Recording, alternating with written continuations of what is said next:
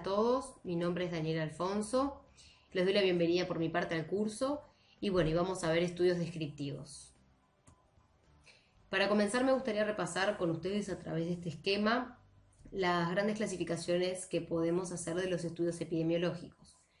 La gran pregunta que podemos hacernos para dividir los estudios es si existe control del factor de estudio por parte del investigador.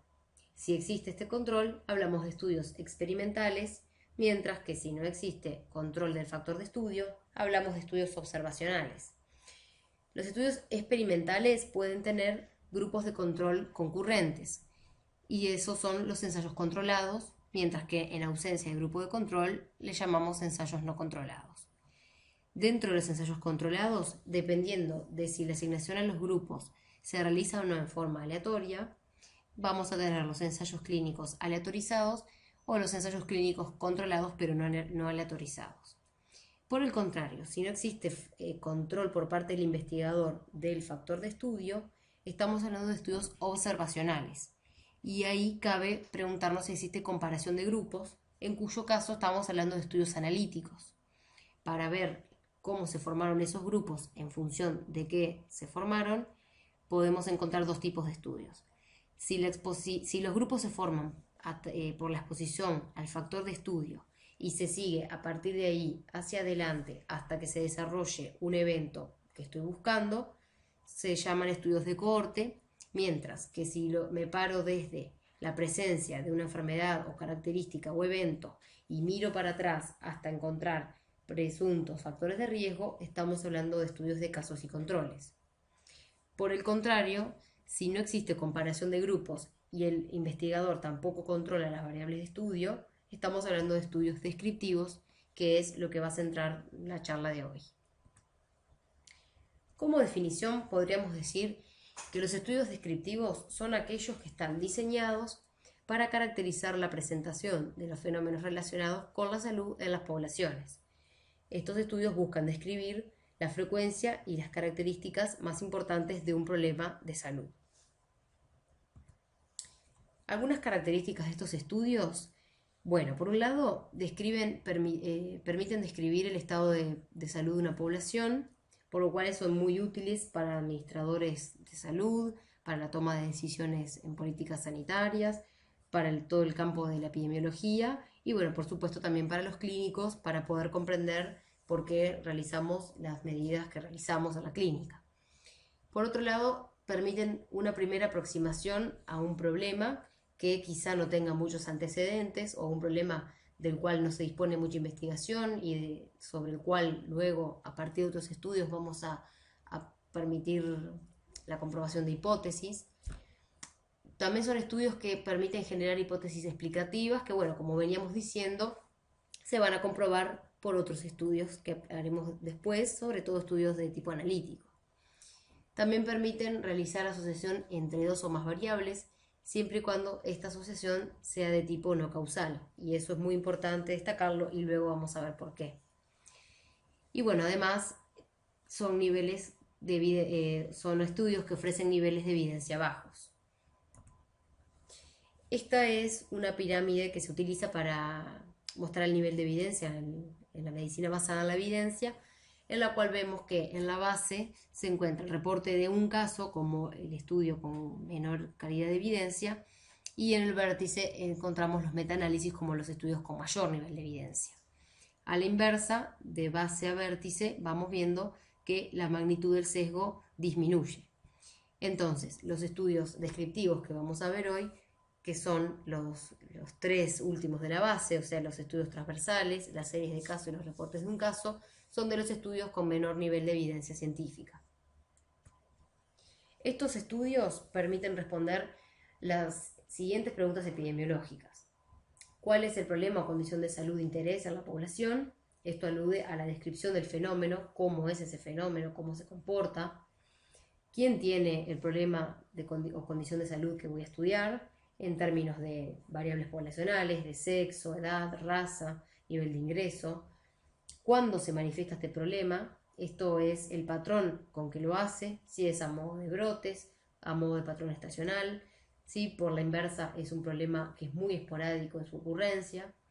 Y bueno, ¿y dónde se produce este problema? Alude a las características de distribución geográfica que adquiere esta condición en estudio. Bueno, los tipos de estudios descriptivos son estos que vemos en la diapositiva: el reporte y la serie de casos, los estudios transversales o de prevalencia, y los estudios de tipo ecológico o poblacionales, o también llamados de conglomerado. Vamos a ir viendo uno a uno estos estudios. Comenzamos con los estudios de reporte o series de casos, que estos, sin duda, los que realizan clínica los deben conocer, que son estudios que describen la experiencia de un individuo o de un grupo de individuos que poseen un diagnóstico o una característica similar que permite agruparlos. A partir de esa característica que se describe, permiten generar nuevas hipótesis acerca de nuevas enfermedades, de nuevos fenómenos que están ocurriendo en la población o de características que están adquiriendo enfermedades ya conocidas. Y bueno, y muchas veces estos estudios documentan la presencia de nuevos casos o efectos adversos, entonces son muy importantes para la vigilancia epidemiológica. Estos estudios, como vimos, son los que tienen menor evidencia y bueno, lo que permiten es, a partir de esas características que se describe en el individuo que se estudia o en el grupo de individuos, permiten hacer recomendaciones. Es como el nivel de evidencia, lo que permiten hacer es eso. El reporte de casos por lo general hace referencia a un solo caso, mientras que la serie de casos es cuando se presentan 2 o más individuos, por lo general hasta 10. De 2 a 10 hablaríamos de una serie de casos. Este reporte o esta serie de casos pueden ser de corte transversal, cuando simplemente se enumera de forma descriptiva algunas características seleccionadas, observadas en un momento dado, o bien pueden ser de carácter longitudinal, cuando se describe una relación temporal, una evolución temporal de algunas de las características observadas. Un ejemplo de este tipo de estudios podría ser el que vemos en la diapositiva, en el cual los investigadores describen el caso de un recién nacido de 15 días de vida que consulta con fiebre y rash cutáneo, y en el que luego de aplicar pruebas diagnósticas se confirma la presencia de chikungunya adquirida. Esto resalta la importancia de estos estudios para todo lo que es la investigación de enfermedades raras o de nuevas enfermedades o de características nuevas de enfermedades ya conocidas, que bueno, que es lo que veníamos mencionando. Por otro lado, tenemos los estudios de prevalencia, que se define como aquel estudio individual cuyo objetivo es estimar para un instante de tiempo dado la prevalencia de uno o varios fenómenos relacionados con la salud en una población de referencia que ya tengo definida. Estos estudios son de carácter individual, eso es muy importante, a diferencia de los estudios ecológicos que vamos a ver luego, y decimos que son individuales porque la unidad de análisis son individuos. Si bien el criterio de transversal o longitudinal no define el tipo de estudio, sino que son características de los estudios, siendo que varios estudios pueden tener una de estas dos características, los estudios de prevalencia son transversales por la manera en que se miden los fenómenos y las variables en estudio. Y esto lo vamos a ver ahora. Estos estudios son transversales por esto mismo, porque decimos que son una foto de una población en un momento dado. Yo tengo a la población, hago un corte en el tiempo, en un tiempo dado, y establezco una muestra de esa población, y en esa muestra veo características que me interesan a mi estudio. Eso sería como una foto en un momento dado. Entonces, por esa característica, estos estudios miden exposición y enfermedad al mismo tiempo, y esta es la razón por la cual no es posible con estos estudios relacionar una relación de tipo causa-efecto, porque yo mido a la vez exposición y enfermedad y no puedo saber si existe una relación temporal cronológica para una presunta causa y un presunto efecto. Y esto me gustaría ilustrarlo con el siguiente ejemplo. Un estudio estima la prevalencia de artrosis de rodilla en una comunidad y a su vez la relaciona con la presencia de obesidad. Los autores extraen una muestra representativa y estudian si una persona tiene artrosis de rodilla y además si es obesa o no. A continuación, lo que hacen es comparar la proporción de personas con artrosis que son obesas con la proporción de personas sin artrosis que son obesas. Si se encuentra una asociación positiva, que es lo que pasó en este estudio, de hecho encontraron una asociación positiva, se podría aceptar la hipótesis de que la obesidad implica una sobrecarga mecánica de la articulación, dañando el cartílago y generando la artrosis, que es lo que sugirieron los autores de este estudio. Sin embargo, también podría pensarse a la inversa, de que la obesidad es una consecuencia de la artrosis debido a la limitación de la movilidad y el ejercicio, y que eso sería como una causa de obesidad. Entonces, con este ejemplo, lo que podemos ilustrar es cómo con un estudio transversal la hipótesis de que la obesidad precede a la artrosis no puede probarse porque ambas variables se miden a la vez. No puedo yo asegurar que la condición de ser obeso determina la artrosis, que es lo que hicieron estos autores en este estudio, ya que ambas condiciones fueron medidas al mismo tiempo en la población. Entonces, para el diseño de estos estudios es importante la definición de 3 elementos esenciales, que son los que vemos aquí: la población, el tiempo y las variables de estudio.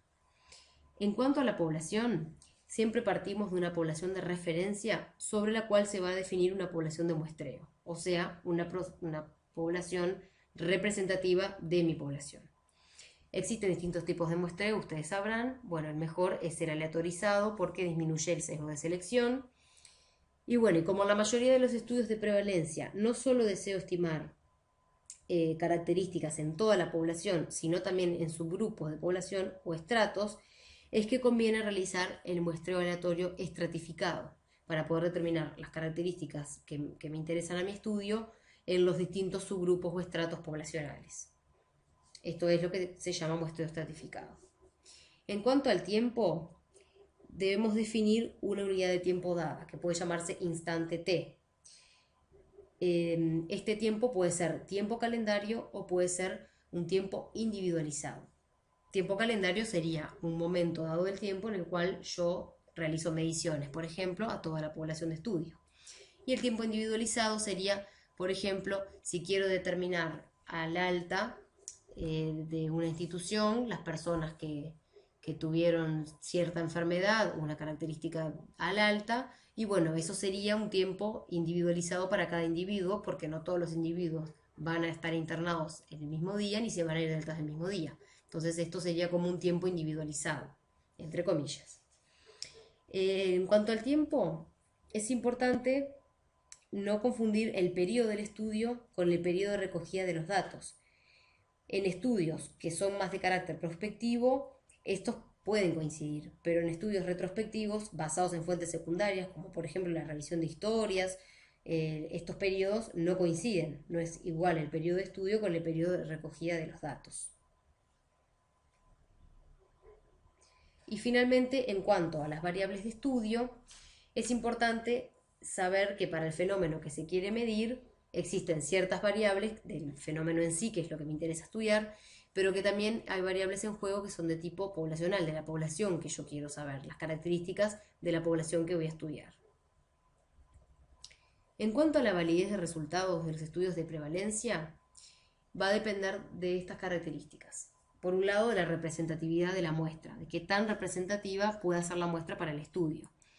Y en cuanto a esto, puede ser que exista una falta de representatividad en los casos cuando existen fenómenos de mayor duración. Porque al tener fenómenos muy prevalentes o fenómenos con mucha duración en el tiempo, voy a captar más casos que si el fenómeno fuera de mayor letalidad o de mayor tendencia a la curación. O sea que para enfermedades, por ejemplo, como las crónicas no transmisibles, que están presentes por muchísimos años, es más fácil identificar casos prevalentes de esa enfermedad. Es por esto que estos estudios no serían útiles para fenómenos no prevalentes o fenómenos de carácter casi instantáneo, por ejemplo, los siniestros de tránsito.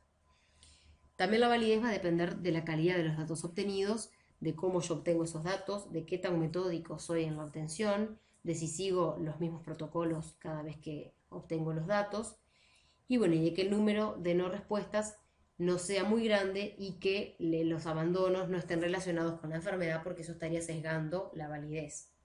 En cuanto a esto, como nosotros hacemos estudios descriptivos muchas veces a partir de encuestas, hay que tener en cuenta que, que pueden, desde que yo veo mi población, hago la muestra y aplico la encuesta, puede haber muchos factores de error.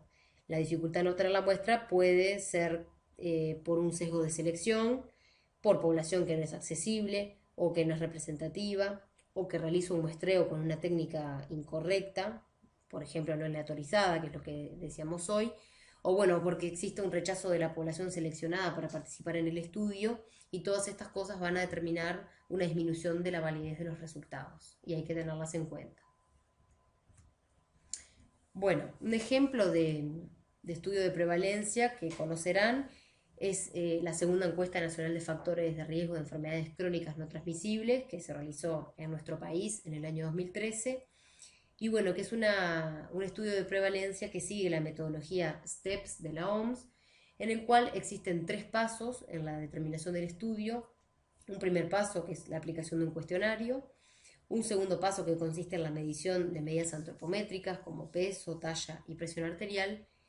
Y bueno, y una tercera etapa en la cual se toman muestras de sangre para análisis bioquímicos de glicemia, de colesterol total, entre otros. Este estudio se realizó en nuestro país por primera vez en el año 2006 y bueno, la última entrega fue en el año 2013 y permite ver qué cambios hubieron a partir de la puesta en marcha de algunos cambios por parte de políticas sanitarias. Esto es una parte también muy interesante y muy útil de los estudios de prevalencia, que permiten ver los cambios de las poblaciones luego de instauradas medidas sanitarias.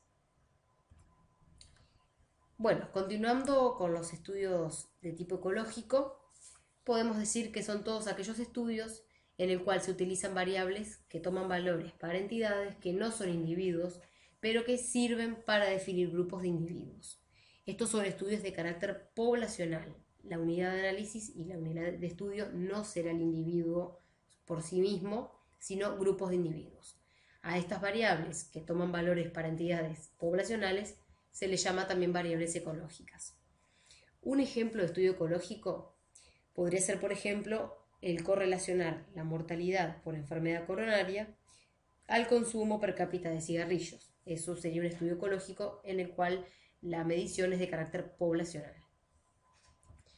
Algunos inconvenientes de estos estudios, bueno, principalmente la falacia ecológica, que implica la inferencia de asociaciones individuales basadas en observaciones realizadas en el grupo, o sea, de carácter poblacional. Esto ocurre porque las mediciones que se realizan en los estudios poblacionales reflejan un promedio que puede o no mostrar lo que ocurre en el ámbito individual. Entonces, la extrapolación de resultados de carácter poblacional al terreno individual trae el sesgo que es la falacia ecológica. Por otro lado, también el gran inconveniente que presentan es que no atienden a variables confundentes que podrían estar influyendo. Se presenta asociación entre 2 variables, pero bueno, no se atiende a variables que podrían estar determinando sesgos en el estudio. Sin embargo, a pesar de estos inconvenientes, son estudios muy útiles para tomar decisiones a nivel poblacional, sobre todo en el ámbito de la salud pública, y bueno, la ventaja es que los datos están disponibles al utilizar fuentes secundarias. Esto facilita la recogida de los datos. Un ejemplo de estudio de tipo ecológico es este que se presenta en la revista médica del Uruguay, que su título es Impacto de la prohibición de fumar en espacios cerrados sobre los ingresos por infarto agudo de miocardio en Uruguay, en el cual los autores realizan el estudio comparando los ingresos hospitalarios por infarto agudo de miocardio en los 24 meses previos y en los 24 meses posteriores a marzo de 2006, que es donde empieza a correr la prohibición de fumar en espacios cerrados de uso público. Lo que hacen los autores es analizar retrospectivamente las historias clínicas de los pacientes residentes de nuestro país que tuvieran como diagnóstico principal de ingreso el infarto agudo de miocardio. Y bueno, independientemente de los resultados que en realidad ellos encuentran que existe una disminución del número de ingresos por este diagnóstico de infarto agudo de miocardio luego de la prohibición, bueno, es simplemente la idea ilustrar un ejemplo de estudio ecológico. En este vemos que las variables son de carácter poblacional tomadas a partir de fuentes de datos también de carácter poblacional. Bueno, ahora brevemente me gustaría repasar con ustedes el protocolo de un estudio descriptivo. Ustedes sabrán que para realizar un protocolo, para aplicar a una revista o a una publicación científica, debemos hacer un protocolo que lleva todos estos pasos que vemos en la diapositiva y que puntualmente va a haber una clase en la que vamos a trabajar sobre esto. Entonces simplemente ahora me voy a detener en los aspectos de la metodología de los estudios descriptivos, o sea, de los protocolos de estudios descriptivos. La metodología incluye una serie de pasos, que son los que vamos a ir viendo ahora, y que deben cumplirse en este aspecto para todos los estudios, pero puntualmente vamos a ver los descriptivos. En cuanto al diseño, el diseño siempre debe estar explicitado en base al objetivo general y debe figurar en el apartado de metodología, al igual que la población de referencia de la que yo voy a partir para mi estudio. También tiene que estar explicitada la selección, el cálculo y el tamaño de la muestra. No solamente qué tamaño tiene mi muestra, sino cómo yo seleccioné, si lo hice de manera aleatorizada, si la hice por estratos, y bueno, y cómo fue el cálculo de esa muestra. También tiene que figurar el periodo y lugar de la investigación. Por otro lado, también los criterios de inclusión y exclusión. Y a este respecto es muy importante aclarar que en los estudios descriptivos muchas veces las investigaciones las realizamos a través de cuestionarios o de historias clínicas o encuestas o bases de datos que ya son existentes. Y bueno, y es importante definir cuáles son los criterios que harán que yo excluya ciertos cuestionarios o historias clínicas de mi estudio. Eso tiene que estar explicitado y tiene que figurar en el protocolo de estudio, así como luego el número de pérdidas, digamos, de los participantes. También deben estar las fuentes de datos, que siempre va la original en el apartado de anexos, que es la que utilizaron para el estudio. Por otro lado, también hay que incluir las variables que vamos a relevar y su correspondiente operacionalización.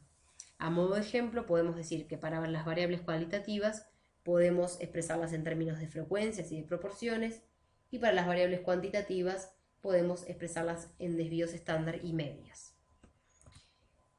Acá mostramos un ejemplo de operacionalización de variables, que esta tabla debería estar incluida en todos los protocolos, en la parte de anexos, en la cual, por ejemplo, para la variable edad, vemos que el tipo de la escala en que la mido es cuantitativa, la escala en que se mide es de intervalo, el indicador es años cumplidos, y bueno, y la fuente, la historia clínica, la encuesta, el cuestionario, lo que utilicemos para la recogida de datos. Bueno, eso tiene que estar siempre en la parte de anexos para todas las variables tomadas en el estudio.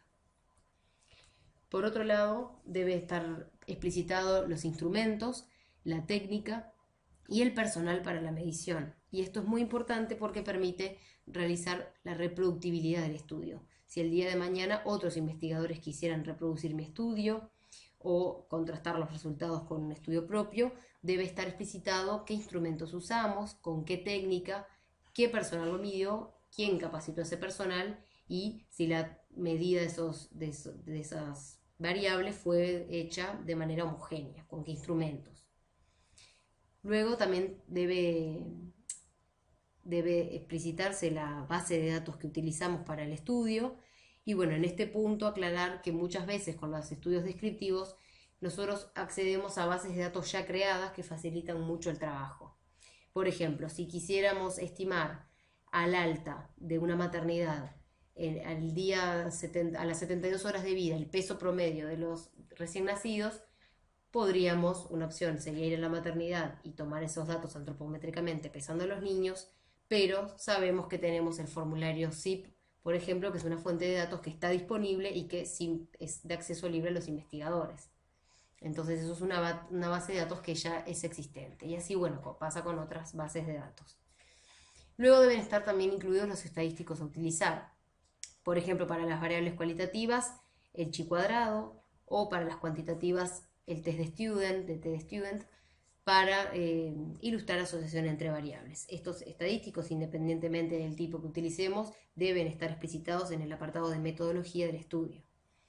Luego debemos explicitar la tabulación y la presentación de los datos, si lo haremos mediante tablas o mediante gráficos, y bueno, incluirlos en el protocolo. Y por último, el paquete estadístico de análisis de los datos y el software y la versión que estamos utilizando también para garantizar la reproductibilidad de los datos. Bueno, esto es todo, espero que les haya sido útil.